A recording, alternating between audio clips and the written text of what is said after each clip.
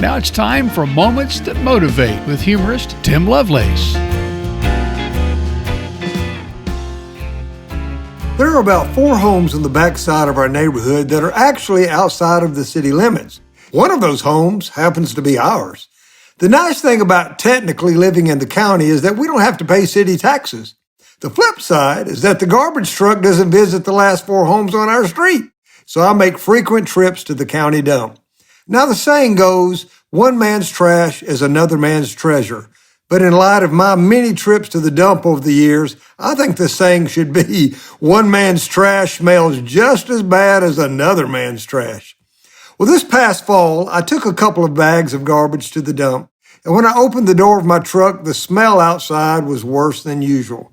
Containers were full of rusty objects and broken appliances, and the landscape was dusty and dismal. There were literally a few buzzards circling overhead.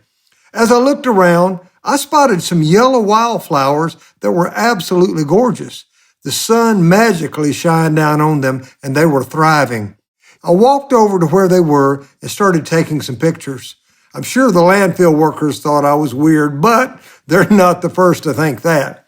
As I stood in the middle of a world of black garbage bags, surrounded by a mountain of rust and a cloud of dust, yellow wildflowers were blooming.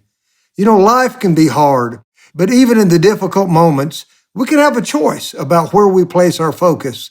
Sometimes dismal can turn to divine when we choose to see the good.